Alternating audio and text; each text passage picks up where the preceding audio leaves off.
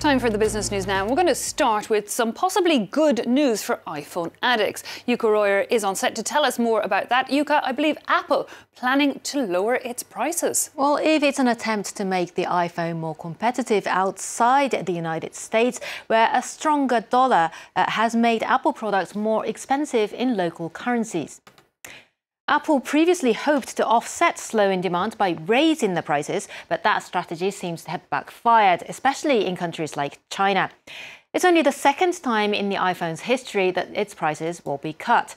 On Tuesday evening, Apple reported its much-awaited financial results for the final quarter of 2018, which confirmed slowing sales. Revenue from the iPhone, the main revenue driver for Apple, fell 15% from the previous year. Overall revenue for the period fell 5% to $84 billion. Despite the weaker results, CEO Tim Cook struck a confident note. We are undertaking and accelerating a number of initiatives to improve our results. It's not in our DNA to just stand around and wait for macroeconomic conditions to improve. Apple innovates like no other company on earth, and we are not taking our foot off the gas. We'll continue to invest through near-term headwinds, just as we always have, and will emerge stronger as a result. Well, that was Apple CEO Tim Cook speaking to investors in a telephone call. Indeed, the figures and the new forecasts were not as bad as some had feared, and Apple shares actually rose sharply in after-hours trading, as you can see, up nearly 6%.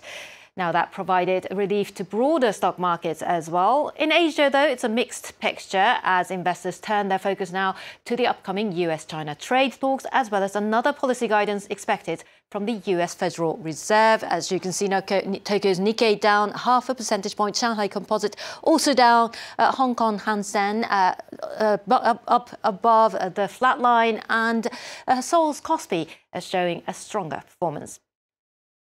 Meanwhile, oil prices have risen over concerns that US sanctions on Venezuela's vital oil industry could lead to supply disruptions. WTI up 0.1 percentage point and Brent crude up about 0.33% just a short while ago. Ordinary Venezuelans are worried that the sanctions will make their already difficult living conditions even worse. Ellen Gainsford reports. It's got the world's largest known oil reserves, but Venezuela's oil industry is facing tough times ahead. The US has introduced fresh sanctions against the state-owned oil company, piling the pressure on embattled President Nicolas Maduro. The measures block $7 billion in assets and could result in $11 billion in lost revenues this year alone. Ordinary Venezuelans are worried that already difficult living conditions will be made worse. The country is already going through hyperinflation. With this as well, it's like checkmate.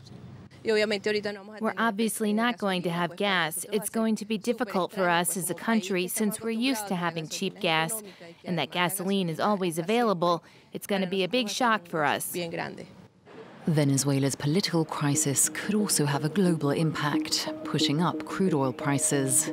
Output from the country has slumped in recent years. In 2008, Venezuela was pumping 3.2 million barrels a day. 10 years later, just 1.5 million, barely more than in the 1950s.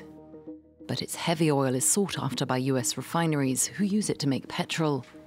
The Trump administration had put off sanctioning the oil sector, fearing that it could raise prices and hurt American refiners. But in the last week, the US has thrown its support behind opposition leader and self-proclaimed President Juan Guaido, and is tightening the screws on Nicolas Maduro. Ellen Gainsford reporting there. Meng Wanzhou, the Huawei executive under house arrest in Canada, appeared in court for the first time in more than a month to get approval for certain conditions for her bail to be changed. The CFO's hearing came as Canada is weighing a request by the United States to extradite her.